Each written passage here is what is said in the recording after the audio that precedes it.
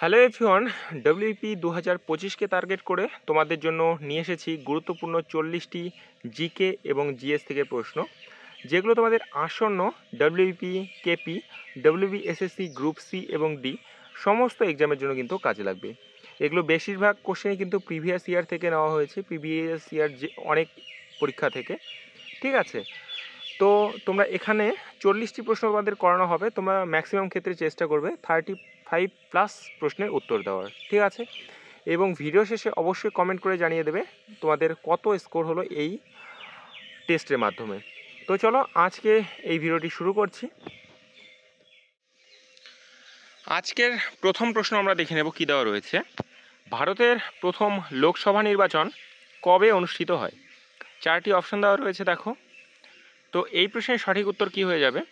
তোমরা রাখবে এই প্রশ্নের সঠিক উত্তর হয়ে যাবে 1951 ও 1952 সালে কিন্তু ভারতের প্রথম লোকসভা নির্বাচন অনুষ্ঠিত হয়। একটু যদি ডিটেলসে আমরা দেখে নিই যে বর্তমানে ভারতের প্রথম সাধারণ নির্বাচন 25শে অক্টোবর 1951 থেকে 21শে ফেব্রুয়ারি 1952 পর্যন্ত কিন্তু অনুষ্ঠিত হয়েছিল এবং যার ফলাফল ঘোষিত হয় 1952 সালে। পরবর্তী প্রশ্ন আমরা দেখে নেব। চাকমা ও হাজং জাতিগোষ্ঠী প্রধানত কোথায় বসবাস করে?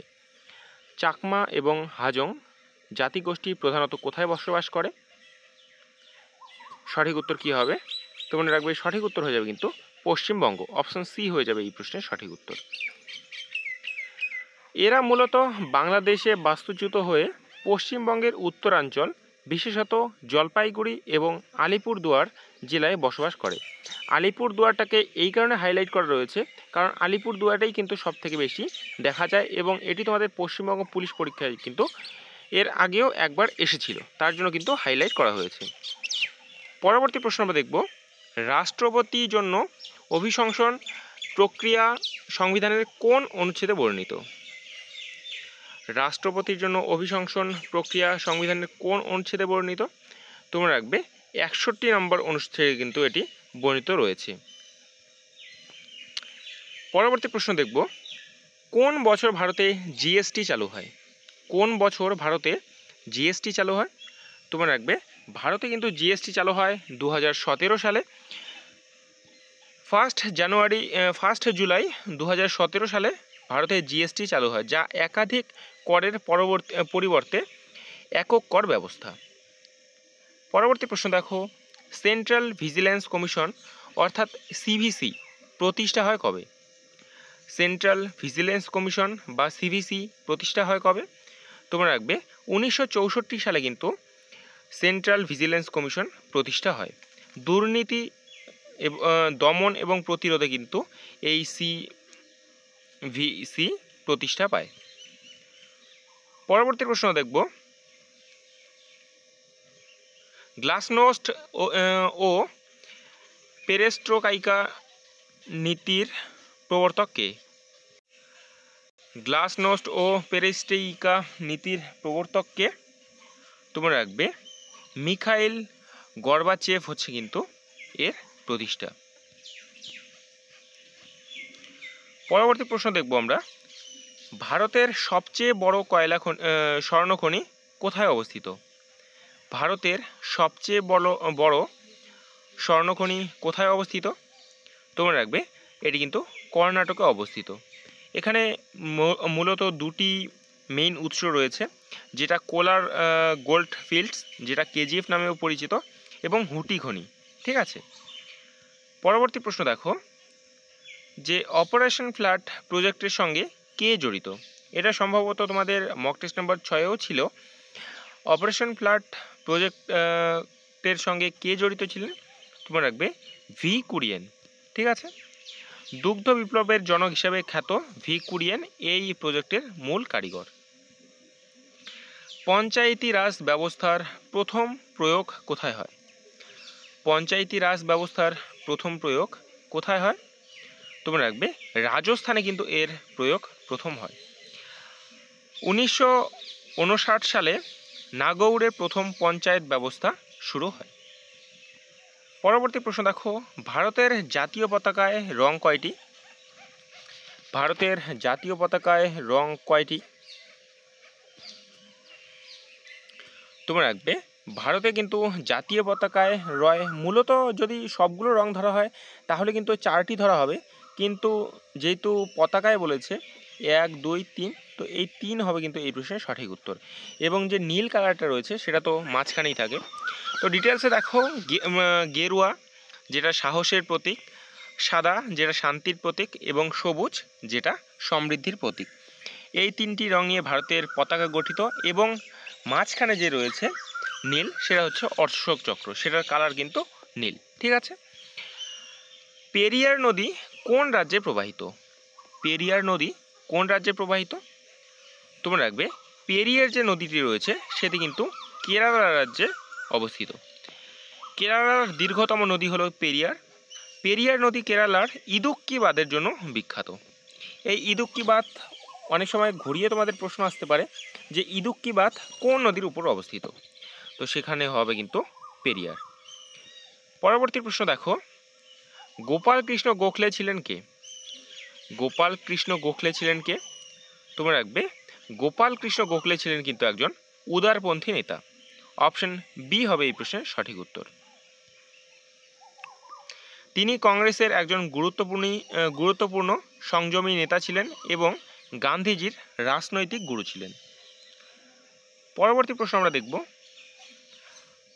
ইন্ডিয়ান ন্যাশনাল আর্মি বা আইএনএ প্রতিষ্ঠা করেন কে? ইন্ডিয়ান ন্যাশনাল আর্মি বা আইএনএ কে প্রতিষ্ঠা করেন? তোমরা রাখবে রাসবিহারী বসু কিন্তু এই আইএনএ প্রতিষ্ঠা করেন। পরে নেতাজি এর নেতৃত্বেও আজাদ হিন্দ ফৌজ নামে নাম দেন। ঠিক আছে। পরবর্তী প্রশ্ন দেখো, ভারতীয় সংবিধানে মোট কয়টি ভাষা অন্তর্ভুক্ত? ভারতীয় সংবিধানে মোট কয়টি ভাষা অন্তর্ভুক্ত?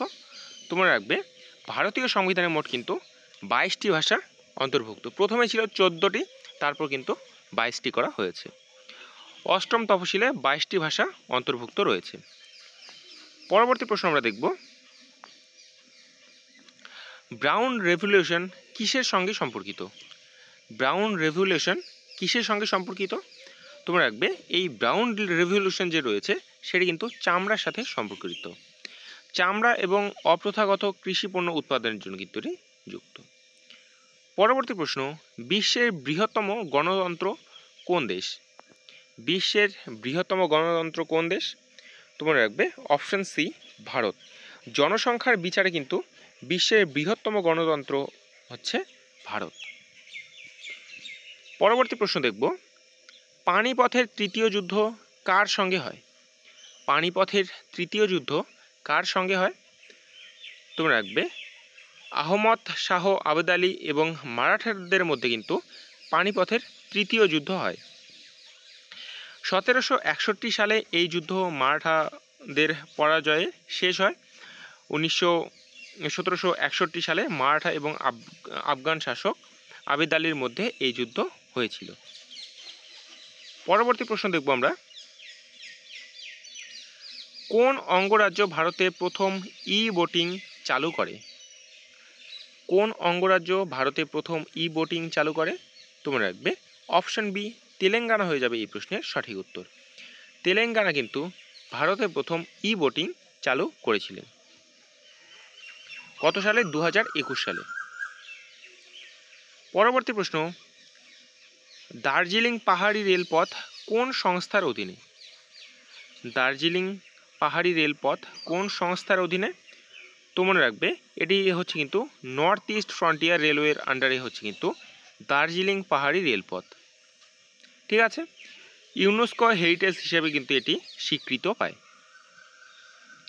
পরবর্তী প্রশ্ন দেখো, উজালা স্কিমের মাধ্যমে কি বিতরণ করা হয়? উজালা স্কিমের মাধ্যমে কি বিতরণ করা হয়? তোমরা রাখবে এলইডি বাল্ব। ঠিক আছে।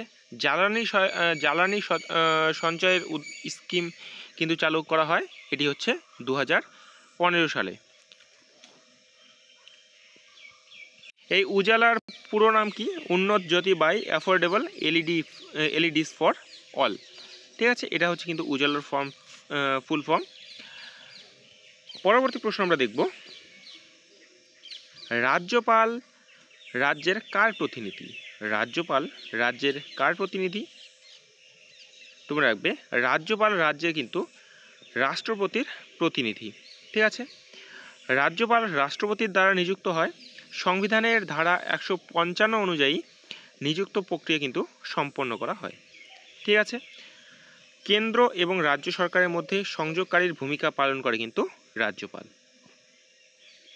পরবর্তী প্রশ্ন, ভারত ছাড়ো আন্দোলন কবে শুরু হয়? ভারত ছাড়ো আন্দোলন কবে শুরু হয়? তোমরা রাখবে 1942 সালে কিন্তু ভারত ছাড়ো আন্দোলন শুরু হয়। ঠিক আছে, ডিটেলসে দেখব। 8ই আগস্ট 1942 সালে মহারাষ্ট্রের গোয়ালিতে ট্যাঙ্ক মাঠ থেকে শুরু হয় এবং গান্ধীজি করো বা মরো ইয়া অর্থাৎ ডু অর ডাই স্লোগান কিন্তু এখানেই দেয়। ব্রিটিশ সরকার 9ই আগস্ট গান্ধীজি সহ সকল কংগ্রেস নেতাকে গ্রেপ্তার করে এবং এই আন্দোলনের ফলে ভারতের স্বাধীনতা আন্দোলন আরও তীব্রতর হয়। মুদ্রাস্ফীতি কমাতে আরবিআই কি করে? মুদ্রাস্ফীতি কমাতে আরবিআই কি করে? তোমরা রাখবে মুদ্রাস্ফীতি কমাতে কিন্তু আরবিআই সুদের হার বাড়ায়। ঠিক আছে, তো দেখো ব্যাখ্যা হিসেবে কি দেওয়া রয়েছে। রেপো রেট বাড়লে ব্যাঙ্কগুলির ঋণের হার বৃদ্ধি পায়, সাধারণ মানুষের ঋণ নেওয়ার প্রবণতা কমে, বাজারে অর্থের সরবরাহ হ্রাস পায় এবং ফলে পণ্য এবং সেবায় মূল্য স্থিতিশীল হয়। পরবর্তী প্রশ্ন দেখো, মনুষ্য দেহে শ্বেত রক্তকণিকা কি কাজ করে? মনুষ্য দেহে শ্বেতকণিকা কি কাজ করে? তোমরা রাখবে শ্বেত রক্তকণিকা কিন্তু রোগ প্রতিরোধ করে। শ্বেত রক্তকণিকা অর্থাৎ WBC হোয়াইট ব্লাড সেল দেহের প্রতিরক্ষা ব্যবস্থার অংশ। ব্যাকটেরিয়া, ভাইরাস এবং অন্যান্য রোগ জীবাণুর বিরুদ্ধে কিন্তু এটি কাজ করে। এটি দুই প্রকার হয়, ফ্যাগোলাইটস যেটি হচ্ছে আক্রমণকারী জীবাণু ভক্ষণ করে এবং লিম্ফোসাইটস যেটা অ্যান্টিবডি তৈরি করে। ঠিক আছে, প্রতি ঘন লিটারে কত থাকে দেখো এখানে দেওয়া রয়েছে। পরবর্তী প্রশ্ন দেখব আমরা,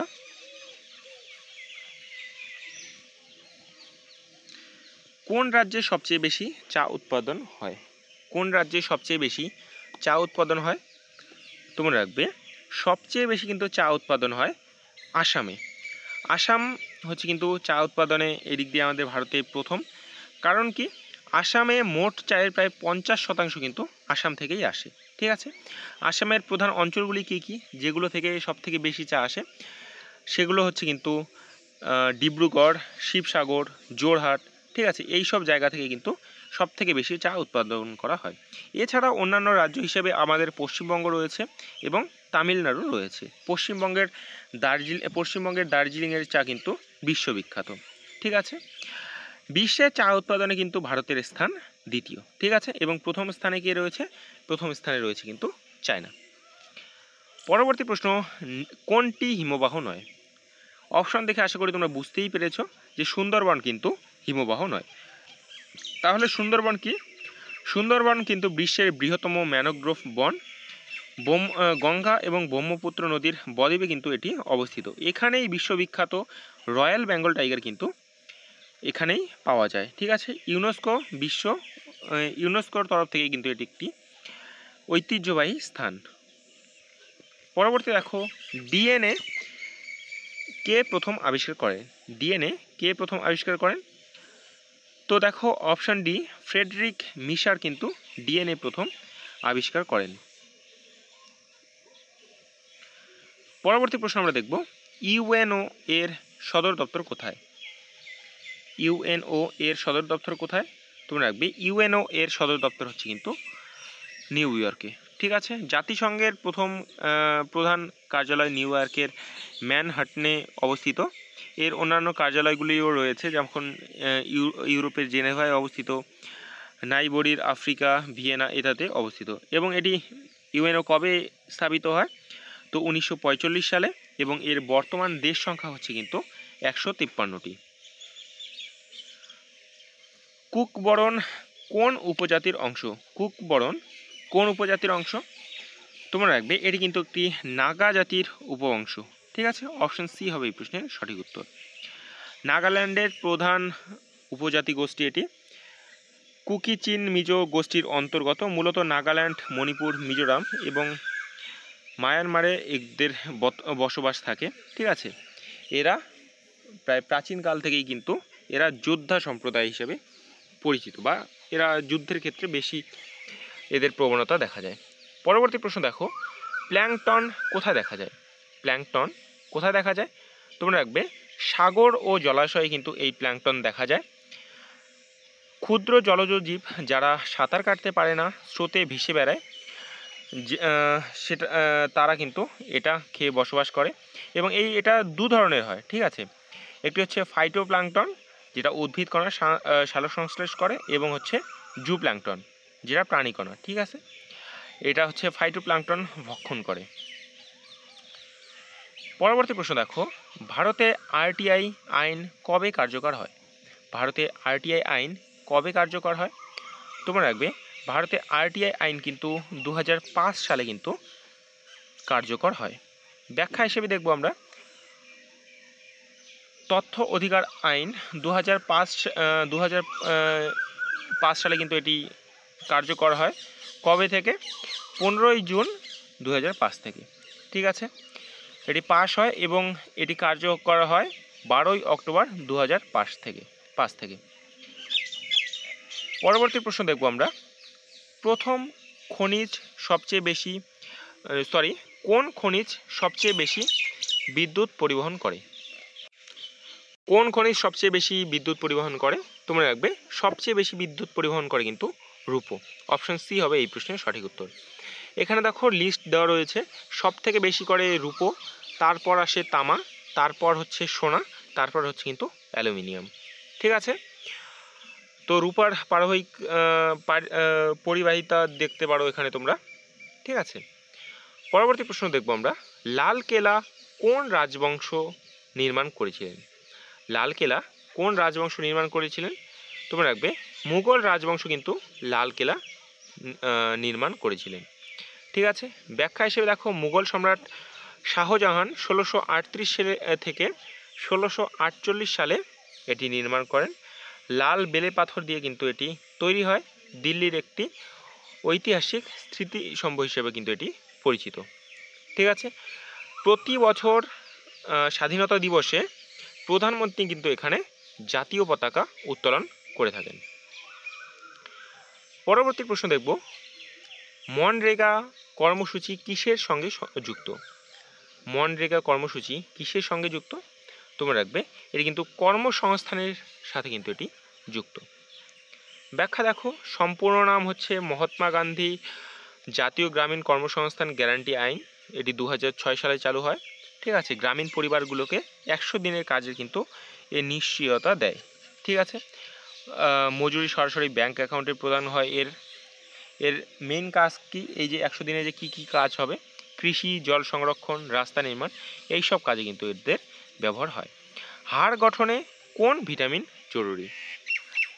হাড় গঠনে কোন ভিটামিন জরুরি? তোমরা রাখবে ভিটামিন ডি কিন্তু এটি জরুরি।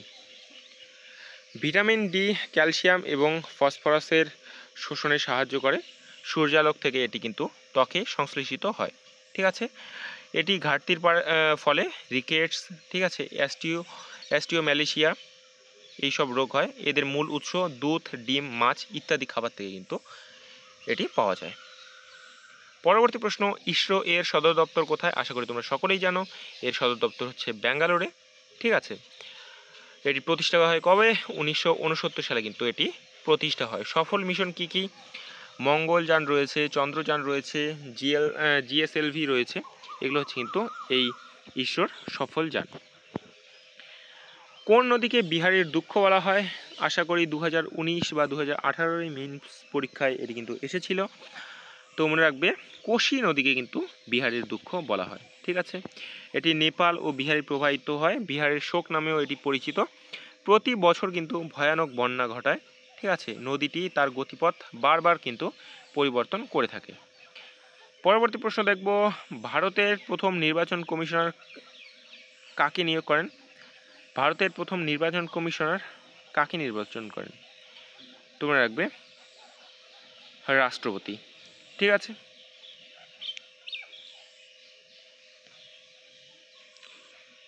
পরবর্তী প্রশ্ন দেখব, গুরু নানক কোন ধর্মের প্রতিষ্ঠাতা? গুরু নানক কোন ধর্মের প্রতিষ্ঠাতা? তোমরা রাখবে এই যে গুরু নানক রয়েছে তিনি কিন্তু শিখ ধর্মের প্রতিষ্ঠাতা। 1469 থেকে 1539 সালে তিনি জীবিত ছিলেন। শিখদের প্রথম গুরু তিনি। প্রধান শিক্ষা এক ঈশ্বর, সমতা এবং সেবা। ঠিক আছে। গুরুত্বপূর্ণ স্থান হচ্ছে গোল্ডেন টেম্পল, যেটি অমৃতসর, পাঞ্জাবে অবস্থিত। আজকের শেষ প্রশ্ন আমরা দেখব, ভারতের সর্বোচ্চ বেসামরিক সম্মান কোনটি? তোমরা রাখবে ভারতের সর্বোচ্চ বেসামরিক সম্মান হচ্ছে কিন্তু ভারতরত্ন। এটি চালু হয় কবে? 1954 সালে কিন্তু এটি চালু হয়। সর্বোচ্চ বেসামরিক পুরস্কার এখনও পর্যন্ত 2024 পর্যন্ত কতজন পেয়েছে? 48 জন পেয়েছে। এবং প্রথম কে পান? প্রথম পান সি রাজাগোপালাচারী, সিভি রমন এবং ডক্টর রাধাকৃষ্ণন। তো এই হচ্ছে আজকের তোমাদের মোট গুরুত্বপূর্ণ 40টি প্রশ্ন। আশা করি তোমরা এখান থেকে প্রায় 30+ উত্তর করতে পেরেছো। যারা 30-র নিচে করেছো তারা আরেকটু বেশি করে পড়াশোনা করার চেষ্টা করো, রিভাইজ করো এবং প্রত্যেক দিন এসে কিন্তু মক টেস্টগুলো দেওয়ার চেষ্টা করো। ঠিক আছে। চ্যানেলে নতুন হয়ে থাকলে অবশ্যই চ্যানেলটিকে সাবস্ক্রাইব করে রাখবে। শুধু পুলিশ পরীক্ষা না, তোমাদের সামনে আগত WB, SSC, group C, group D, SSC, GD বা যে কোনো গভর্নমেন্ট এক্সামের জন্য কিন্তু এই প্রশ্নগুলি খুবই ইম্পর্টেন্ট। অনেক বেছে বেছে কিন্তু তোমাদের জন্য এই প্রশ্নগুলি আনা হয়। ঠিক আছে। এবং যে কোনো আপডেট পেতে তোমরা আমাদের টেলিগ্রাম চ্যানেলে যুক্ত হতে পারো। টেলিগ্রাম চ্যানেলের লিঙ্ক এই ভিডিওর ডেসক্রিপশন বক্সে তোমরা পেয়ে যাবে। তো দেখা হচ্ছে পরের ভিডিওতে। জয় হিন্দ, জয় ভারত।